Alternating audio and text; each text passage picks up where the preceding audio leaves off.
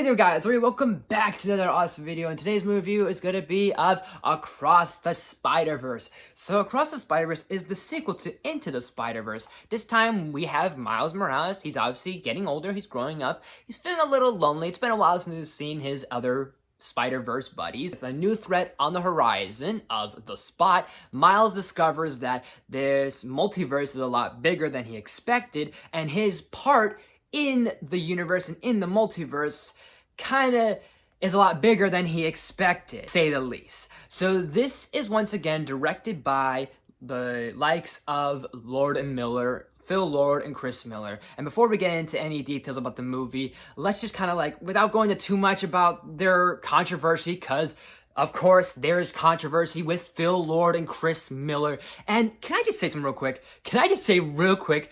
Can we just get a second without anyone, or can we just get a second without anyone having any controversial issues, anyone in Hollywood having any controversial issues? Don't matter if there's accusations, allegations, falses, accused, whatever it is, innocent, guilty, whatever it is, there's almost like everyone is in some sort of controversial issue going on. To Bill Murray, Alec Baldwin, Jonathan Majors, James Woods, Tenoch Huerta, Amber Heard, Johnny Depp, Ezra Miller, Aerosmith, to even the dead can't escape controversies. Even Michael Jackson can't escape controversies. Holy shit!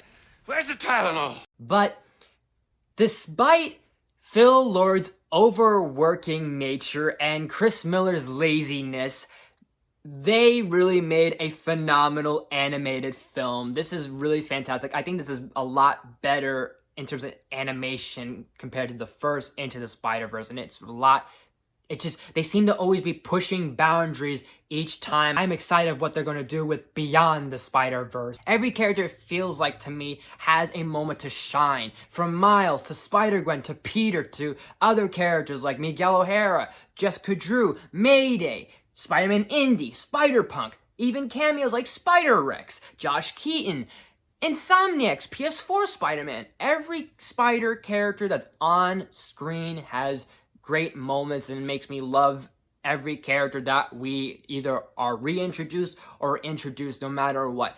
I really dig what they've done with the Spot as a villain.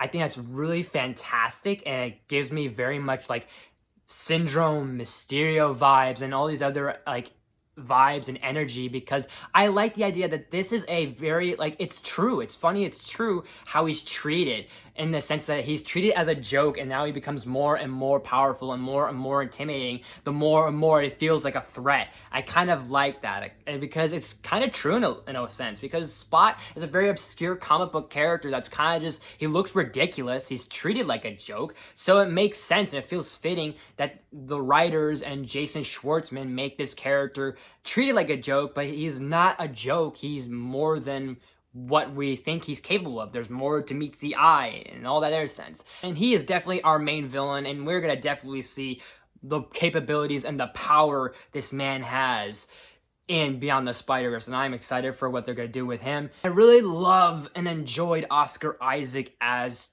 Spider-Man 2099. I know people are arguing that he is the villain, and he's kind of got villain vibes and villain energy kind of emanacing from him. And I probably should have said this earlier, but there's gonna be a little bit of spoilers, not too much spoiler talk, but there's gonna be a little bit of spoilers interwoven into this review. A lot of the stuff with Miguel and the Spider Society kind of are a little bit of spoilers. So real quick, just a spoiler warning right here, because Miguel does feel like a villain, but I don't see him as a villain. Him and the Spider Society, I see them as kind of like how the Illuminati were in the Multiverse of Madness. They were also heroes that were just from another universe that just saw our main character as a threat to the multiverse and a threat to society, which is interesting. That's actually kind of ironic that both movies kind of do that, like a society of heroes or a group of heroes see our main protagonist as the threat of all things in the multiverse, because Miguel has a right to kind of feel the way he does, and it's justified his needs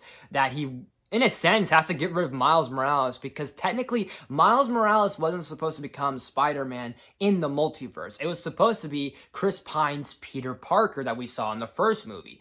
And if basically how Miguel puts it is that if Peter got bitten instead of Miles, or if Peter didn't die, then there would be no Miles, there'd be no Spot, there'd be no Collider, there'd be no Kingpin. None of this would have happened, basically. He's kind of putting it all on him. And in a sense, it's a little bit true, but you don't want to agree with Miguel because you want Miles Morales to be Spider-Man. And that was supposed to be technically a universe where there was not going to be a Spider-Man. Like, if Peter Parker died, that was how it was going to be. But technically, Peter wasn't supposed to die in the first movie.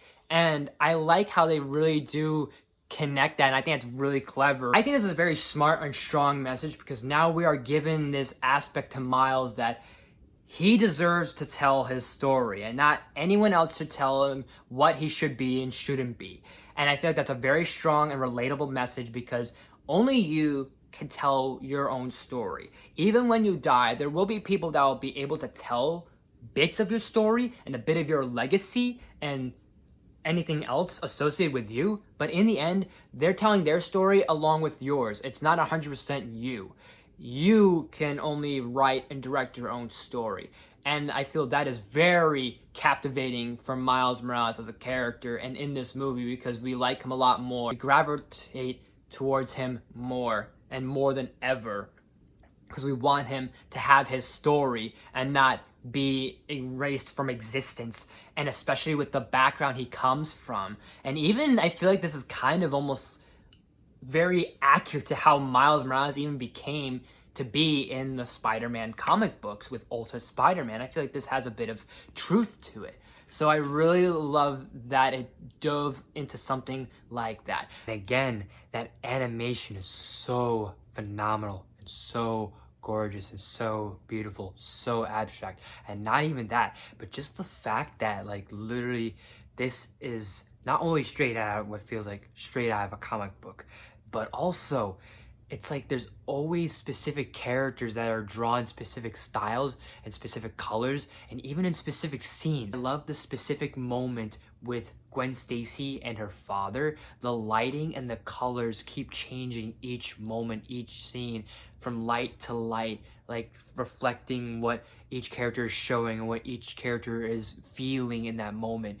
Like we have one bright color on Captain Stacy at one moment and a dark shade on Gwen Stacy, and then it switches and it keeps going back and forth, showing off these different violets and different blues and hints and tints, and it's just so beautiful. It's so good, so awesome. And this has a perfect balance of its humor and its intense drama, and I think this just might be my favorite movie of this year. I'm not too sure. I feel like I'm back in 2018 because ironically enough, I had even said, or I thought back in 2018, I didn't have a channel then, but I remember thinking in my head mentally that it was between my favorite movie of that year was either Into the Spider-Verse or Infinity War. Now I feel 5 years later, it's the same, like almost like the same confliction. Instead, it's either Across the Spider-Verse or Guardians of the Galaxy Volume 3. Either way, hands down, Across the Spider-Verse gets an A+. I'm super excited for Beyond the Spider-Verse, even if it doesn't happen next year. If it happens next year, that'd be awesome because it's supposed to be back to back. But if it happens a little bit later, I mean, it's gonna be a pain, but I'm willing to wait because it'll be worth the wait. And that post-credit scene, though, that just has me so intrigued. I'm just so ready for it all. So Across the Spider-Verse, how do you guys think it? What did you think of it? Do you like it? Do you hate it? Let me know in the comment section down below. And as always, guys, thank you so much for watching. If you like this video, please smash the like button. If you're new to my channel, please subscribe. I do awesome videos every day, if not every week. Make sure you ring that bell to new videos every day week. Share the video for your friends, all the good stuff and more. Leave any suggestions, comments, you name it. I'll look into it as best as possible. Look out for more reviews. Look out for, there's one more top 10 video I have, and then there's gonna be a few more reviews, and hopefully I'm going to see if I can squeeze a stream. We'll see, I don't know. Things are gonna be a little dicey with next month because I am going to start college hopefully soon, so I'm definitely gonna do that. I need to do some things, and I'm gonna try and work and wove into stuff as well. So I appreciate you guys so much, and I will see you next time.